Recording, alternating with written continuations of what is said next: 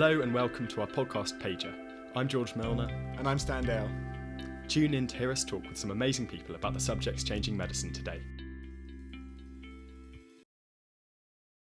In the second part of our discussion with Dr Giles Yeo, we touch upon public health approaches to tackling obesity. Should we look to taxation for answers? How do we know if an intervention is actually working? We also explore the potential for more interventional approaches in the obesity crisis, from drugs to bariatric surgery, and finally the challenges and pleasures of communicating scientific ideas to the public. We start with the question of how we can go about making healthy foods more available relative to less healthy alternatives. So from a public health perspective, how do you think we can change this and make healthier foods more available to perhaps compete with non-healthy alternatives? I think it's a very good question. The first thing I want to say is that there is always a tension, because I mentioned that we need that there's no one size fits all, which there isn't. Okay. And all of us are going to need, each of us are going to need some kind of individual strategy if we need to lose our weight, which puts that at odds. Public health policy, by its very definition, needs to be simple and needs to be able to be rolled out across the population.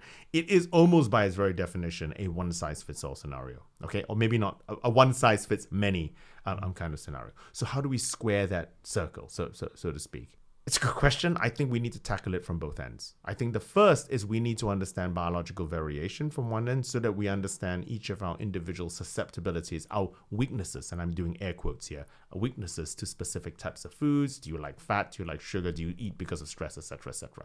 And we need to tackle from an individual point of view so we have kind of strategy out in the broader world.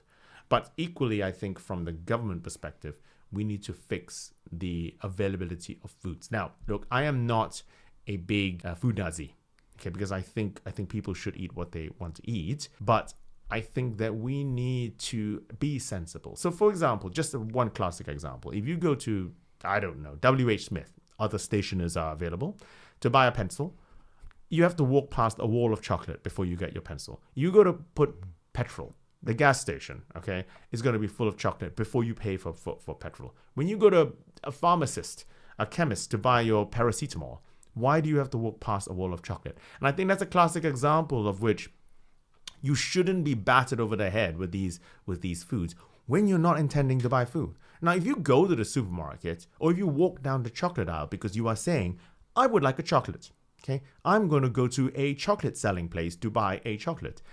Whatever, go ahead, knock yourself out. But if I am trying to buy a pencil, I don't think we should expect, particularly kids, to be suddenly exposed to chocolate temptation. I think that's an easy fix, for example, in which we can actually dissociate food in every single scenario.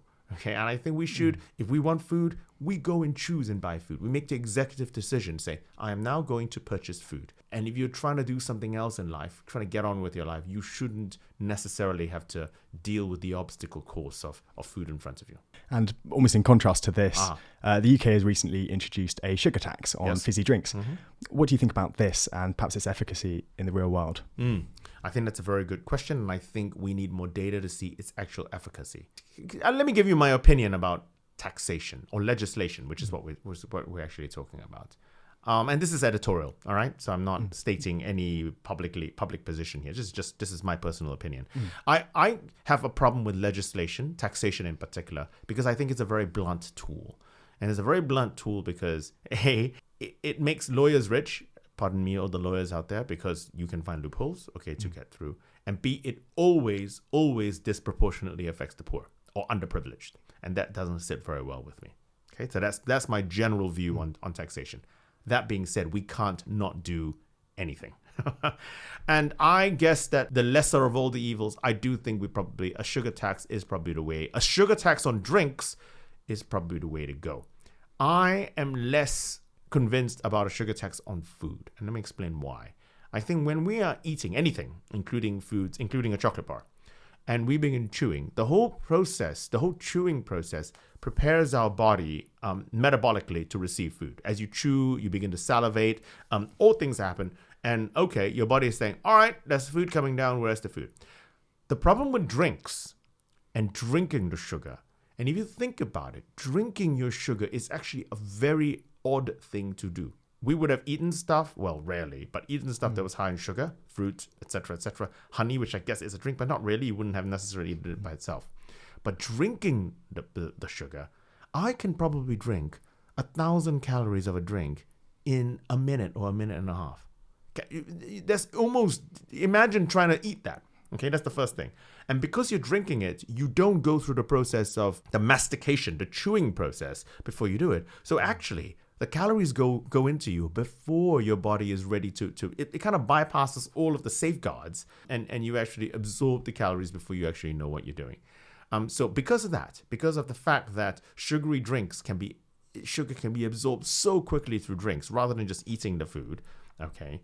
And by the way, I put fruit juices into the same category, okay? Which the legislation does not. Legislation does not currently cover, okay? I think this is the thing. If you're going to tax, be consistent and use an evidence-based approach, which means the sugar is the same as sugar, whether it comes from a fruit or whether or not it comes from a chocolate bar. The difference within eating the fruit is the presence of fiber, okay? And that has all kinds of other things and great and goodness in it. And it also slows the release of sugar. In a drink, all the fiber is stripped out, whether or not you're drinking Coca-Cola, Pepsi Cola, whatever it is, or drinking fruit juice, it gets absorbed. So in conclusion, with regards, I'm sorry, I do talk a lot. With regards to the sugar tax, I do think that a sugar tax on drinks is, on balance, a sensible thing to do. Now, how successful will it be on a population level? What will the companies do in response? What is interesting is, as far as I understand, some of the companies have taken two approaches. They've either self-regulated themselves and actually reduced their sugar content to go slightly under the legislation mark, which is what you would do, okay? Not tell anyone, and actually no one actually tasted a difference, and so that's a win, you might say, maybe, for it. Or they have ignored it and taken the hit and paid the tax. So let's see what happens. But then reducing sugar, there's been concerns as well about fructose, for example, high fructose corn syrup. Are some of the alternatives to reducing sugar in drinks, for example, as safe or as advantageous as perhaps we might be led to believe? Now, high fructose corn syrup, just to be, in case people want to know what that is, high fructose corn syrup is a situation where you actually take a glucose-based sugar, okay, and then chemically convert about 50% of it into fructose. Okay, that's where the high fructose corn syrup comes from. But actually, if you actually eat actual sucrose, so that means that you actually end up with 50% glucose, 50% fructose. But that's what sucrose is. So if you actually have sucrose, so sugar from fruits or sugar from anything else that we eat, actually, broadly speaking, we're looking at 50% glucose and 50% fructose. So high fructose syrup, people are scared of it because it's an industrial process to put 50% of glucose into fructose. And that's a debate for another day about what you think about that. But the actual sugar you actually eat is exactly the same as sucrose. So high fructose corn syrup and sucrose are as good or as bad as each other. Now, when you mean sugar replacements, if we're talking about things like sweeteners, so non-sugar sweeteners, so for example, aspartame, stevia, that kind of thing, that's an interesting question, and I think it's at the moment an area of rapidly shifting research. Now, there are a lot of scaremongering out there about the fact that these sweeteners cause cancer, cause with a capital C. But all of these studies have been done in animal models, and all of these studies involve a huge bolus of these sweeteners into, say, a rat or a mouse or something, okay? The equivalent of you drinking like 150 liters of Diet Coke in one go, which we don't do. Okay, so clearly if you put it at, that level of sweeteners, yes, it probably becomes a carcinogen, but many things would. So I don't think sweeteners are going to be causing cancer at the levels we're drinking it. Where the problems come, our brains, we are simple creatures, are there to model the world for us. And one of the things it does model is it models what does something taste like, okay, sweet, sugar, salty, whatever, fatty, and how many calories you actually end up getting when it hits you. Okay. Now, this algorithm is kept us alive. And so when you eat something, you learn through the process. You eat it, or you eat broccoli, whatever you feel, because you model it. What happens long term when you disassociate the taste from the calories? Does it do anything to your ability to adapt to the calories that are coming next, before, or if it does influence that ability to adapt, how long does that effect last for? And is it long term?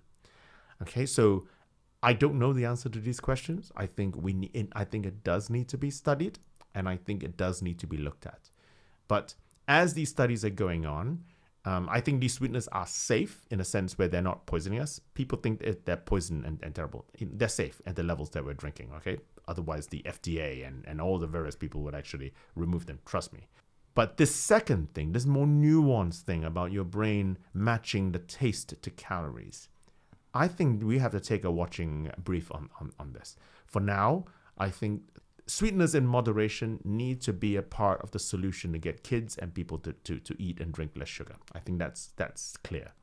But I think in the long term, what dose do we need to worry about? How much should we be doing? Should we be eating it at all? Okay, I mean, am I prepared to be wrong when the data comes out? Of course I am. I'm a scientist. And if the data comes out showing that these things are, should be removed, well, I'm going to back it all the way. Those data don't exist for now. Anyway, sorry, that was a very long and nuanced answer, because I think it required a nuanced answer rather than the scaremongering that's actually out there. And so, yeah, perhaps we've got to wait for more data to come out and more data for the efficacy of these public health interventions. That too. Which leads me on to a question of exactly how can we work out how effective these policies are before we bring them out in a broad brush approach for an entire country or an entire continent. Because it's one thing to say that, for example, a sugar tax reduces people purchasing sugary drinks. Mm-hmm. It's another thing to say that actually this is leading to reductions in obesity, reductions in type 2 diabetes. There could be compensatory effects elsewhere in people's purchasing habits. How do we get this evidence? Well, the only way to get this evidence in the real world is to do the, air quotes again, experiment in the real world. The main problem with dietary studies, and this is what dietary studies or interventions, is that it is very difficult to do the gold standard test, which is the randomized controlled trial. Okay. Now, the randomized controlled trial is very effective for drugs because you can produce a pill that looks like the actual drug, but replaced with some sugar or some white powder or something like that, which has nothing to do with the drug, which means that you can randomize it. People don't know what they're taking, and you can have a really good idea of the effectiveness of the intervention. It is very difficult to randomize control dietary interventions. I'm going to shift you onto a Mediterranean diet or whatever diet. Well, you either are on the diet or not on the diet. It's very difficult to randomize it. So that's the first thing. But I think it has to be, or if you're exercising or not exercising, that's also very difficult to because you either are or you're not. So I think, but you do need to roll it out in the real world. So you need to do it small scale. You need to say that, okay, we're going to start with a few hundred people, that's small. Then we're going to maybe try it out in, randomly selected 24 villages or something like that. And understand what happens in various scenarios, climate, socioeconomic class, etc., before you then roll it out. I don't think there is a shortcut behind that. It needs to be evidence-based. And for it to be evidence-based, you need to have the evidence. And by its definition, you need to try it. And you need to have situations where the intervention doesn't work. And do you think in public health in general, we're too fixated by this quick fix? It depends who in public health you're talking about. Is this true for government? Okay, and I appreciate that. I don't know when this podcast is coming out, so this may be prescient or not. Our democracy appears to be in flames in a corner at the moment. I think this is certainly true in policy. Okay, in government and in policy. Almost by necessity, I'm not defending anybody because of their very quick election cycles. I don't think this is true for... so my colleagues at the MRC epidemiology unit, for example, who work just one floor down from where I work at the Institute of Metabolic Science, do not rush into anything. And they do things like obtain evidence about how much sitting down, what does sitting down in front of a TV mean for your increased risk of disease or something? What does increase a consumption of vegetables versus fish versus this? And they'll do it carefully, and they don't tend to rush these things out. The problem is the epidemiology unit and other institutions like that are being pressurized by policymakers to come up with answers quicker and quicker and quicker. And so it's the tension behind that. So I would point the finger, if there was any finger to be pointed, at people, at the policymakers trying to pressurize us into making quick decisions. We need to have a better, more considered evidence-based approach. moving away from the sphere of public health, one area that people are looking for answers in, perhaps more interventional approaches, as we understand more and more about Pharmaceutical intervention approaches? Pharmaceutical interventions, or even we've seen gastrointestinal surgery as well. Is there any promise in this sector? I think there is. And let's start with the bariatric surgery, which you spoke about. I think that's where you replumb your intestines. And I think that is probably the only, not one size fits all, but one size fits many. It's the only intervention to date that has shown long-term success in very many people for getting people, A, to lose weight, and B, to correct type 2 diabetes. However, it's a surgery. It's largely speaking, most of the varieties of it are unreversible. Okay. And I don't think we can countenance, to my, once again, editorial alert, I don't think we can countenance rolling out bariatric surgery across the entire population, okay, for any number of different reasons. I think you need it for situations of a really quite morbid obesity in which risk to life is large. Now, but what bariatric surgery has helped us with are the mechanisms for how we can get people to lose weight. So people, when bariatric surgery was first designed, okay, where in effect the most popular one is, and the most effective one is called Roux-en-Y. And Roux-en-Y is a two-stage scenario. You reduce the size of your stomach to maybe about 30 mils, so about a tablespoon. It doesn't sound like a lot, okay, or a couple of tablespoons. And what happens is you lose about a meter of gut, and then you kind of take a meter lower down and replumb it into the stomach, okay? And it was designed as a malabsorptive approach, which means that I'm removing your stomach and removing a little bit of the gut, so therefore you're going to absorb less food. Turns out that's not how it works. And the way it works is that you end up getting food that is less digested further down the gut, okay, because you're replumbing and removing a meter of it, which results in different hormonal release, which results in making you feel fuller and therefore making you eat less. Okay, so now people are beginning to understand this. And why am I telling you this? Because my colleagues down at the Imperial College and the Imperial Hammersmith, okay, down in London, are now beginning to weaponize this idea. So in other words, they're beginning to say that, okay, well, what happens post-bariatric surgery? This is the milieu, this is the repertoire of gut hormones that are being released in circulation.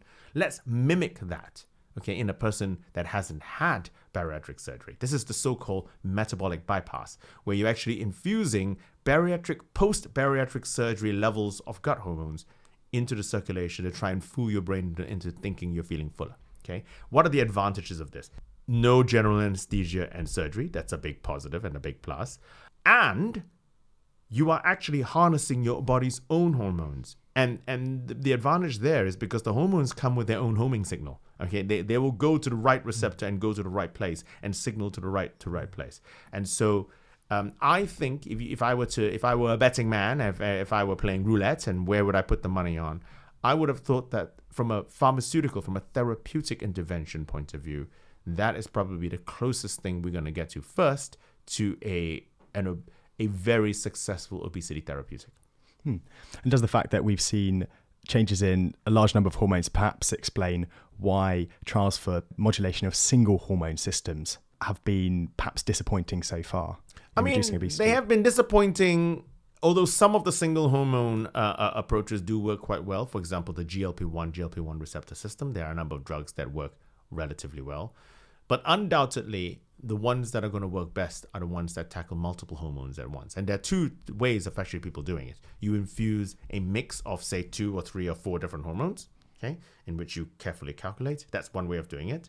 But there is also an approach now of making, and there are very clever chemists out there, of actually creating drugs in which within one molecule in of itself targets multiple receptors with shifting variations. These are quadro agonists, in which, because of their funky way they've been put together and synthesized, can actually signal to 3 or 4 different receptors at the same time, therefore giving you an additive or even synergistic effect to get you to eat less. And so those are also in development at the moment. And is there a potential for more personalized approaches for these drug combinations? I I think everyone is probably going to have their own personal mix of response to these gut hormones, because not all of us are going to have the same gut hormone response to bariatric surgery, or for that matter, after a high protein meal or after food. And so understanding whether or not my GLP-1 goes up as high as yours and my PYY goes up as high as yours or vice versa is going to be very helpful. I mean, and maybe there is a way of cheaply doing that, but I think at the moment they're just infusing higher amounts on average, an average amount in. But yes, I just get the feeling there probably is going to be a situation where different people are going to respond differently to these. It's so-called pharmacogenomics. This is true. This is true not only for these gut hormones, but for everything, probably down to paracetamol. Whether or not you respond to paracetamol as well as I respond to paracetamol, that's going to have something to do with our genes as well. And perhaps in stark contrast to this, I've got the stats in front of me. Over 1 million people in the UK are estimated to suffer from eating disorders. And there's already a huge amount of pressure surrounding body image and diet. Do you think that there's perhaps room for exploitation if we suddenly introduce these interventions or make them available, make people think that they are available? Could anti-obesity interventions actually drive eating disorders further?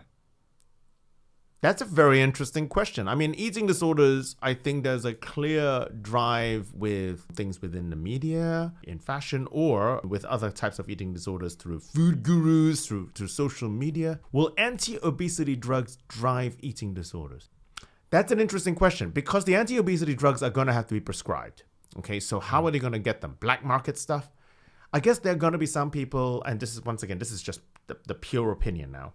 They probably are going to be people who are going to be susceptible to that. I don't think that's going to be the major problem, I have to say, with anti-obesity drugs. But I would have thought that is going to be a scenario. I think the larger problem I have with these anti-obesity drugs, less so in the UK while we still have an NHS, okay, but in places like the United States where it's a privately driven system, where I think by its very definition, these anti-obesity drugs, as with anything that's being introduced, new technologies and things, are probably going to be available.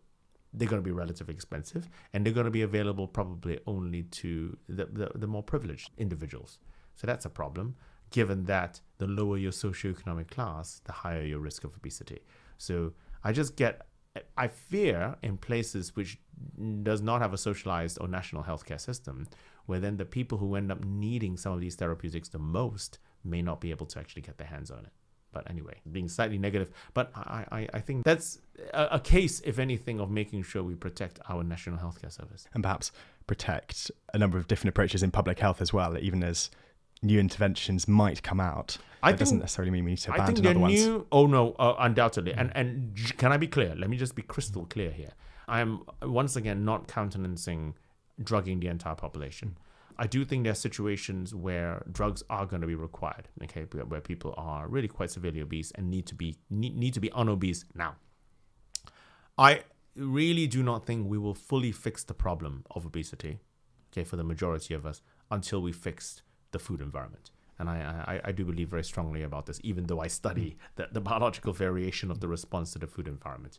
But I do think we need to have a better way of handling our food while still fulfilling the duty and the goal of keeping 7, 8, 9, 10 billion people alive in this blue planet we call Earth. And certainly you've been a huge advocate of this, and you've done a lot of public engagement and media engagement on this topic. How did this come about? Your engagement with the media. My engagement with the media. Oh, that was entirely serendipitous. So I didn't expect this question. So what happened was, this is probably about now in 2015. Okay, so it's relatively recently. There was a program being made, and they needed a talking head to talk about the genetics of obesity. That's what I study. And so I appeared. I went blah blah blah blah blah. You know, just a talking head, regular normal talking head.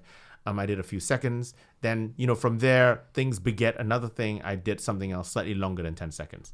Now then, the BBC ends up having a tent at the Cheltenham Science Festival every year.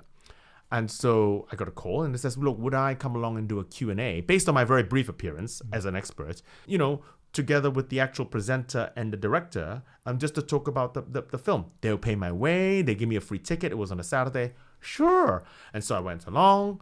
But as it turns out, I sat in the tent. Most of the people in that attended the session wanted to know, perhaps unsurprisingly, about the genetics of obesity. And so I ended up doing most of the talking. Unbeknownst to me, sat in the front row was a BBC executive. It turned out to be an audition without me knowing it was an audition. He came up, he spoke to me. I thought it was a little bit of media blah blah. We need to work with you. No. A couple of weeks later, he sent up a couple of producers. I ended up with my first Horizon documentary. Then I got my second. Then I got in. I was in. So entirely serendipitous, landed in my lap. It suited my temperament, I think. You know, you can hear. Hopefully, I'm not a shy person, which I'm not. It suited my temperament. I felt, hey, until they get bored with me, why not have a crack at it? And here you are now. And here I am now. Absolutely. Not quite as prestigious as the BBC, sadly. No, listen, you got to get it. Everybody needs to hear these pieces of information wherever they come from. So, moving on. This communication with the media and on BBC Horizon, for example, it's very different to how scientists typically communicate through journals and seminars and talks and things like that. How do you make sure that actually you can simplify a message and make it accessible without losing some of the nuances and complexity behind it? I mean, that in many ways is the $64 million question. I think you cannot help but lose some of the nuance because you're simplifying. So, by the way, let's just be clear here, okay? What we're talking about here is communicating complex thoughts, complex results to non-experts, okay? They're not dumber than you. I hate the term dumbing down. Because you got to dumb it down. Because the moment you say the word dumbing down, you are forming a hierarchy. Someone is dumb. You are not as dumb as someone else, or someone is dumber than you. And that just turns people off. And that really annoys me. I think you've got to make sure that you know your audience, who you're speaking to, and provide the correct amount of detail for that audience. Okay. So it's all about giving the information, but stripping out some of the unnecessary details. So what is unnecessary detail? You might ask, well, what gene am I studying at the moment, for example? And I might say, well, FTO, or I might say MC4 receptor, which to the vast majority of the world doesn't actually make any sense or actually matter what gene I'm studying. Whereas if I say the gene I'm studying is found in X% of people, it influences your body weight in this way. It actually influences your food intake in this way. People will then be interested. Oh, there's a gene that makes me prefer fat versus sugar or something, right? And so that's a classic example. Stripping out the details such as the name of the gene when it's unnecessary. Or using Latin. Don't use Latin, okay? People say, I study Drosophila, Arabidopsis. It's a fly or a plant, you know, and once again, people don't. And so I think that's the way you do it, where you provide still the correct information. You're studying a gene in a fly rather than, you know, FTO in Drosophila. And you're going, what? And I think that is a way of doing it. So you watch your language, strip out the detail that is unnecessary for the audience in question. Don't speak down to them, and make sure you try your very best to keep as much nuance and to keep it correct. Simplify cannot equal wrong. Dr. Yeo, thank you so much for chatting with me today. It's been a brilliant conversation. You're very welcome. Thank you for listening to the Pager podcast. If you've enjoyed it, then head to Spotify or iTunes to hear more. As ever, we'd love to hear what you think, and you can reach us via our Facebook page or by email. See you next time.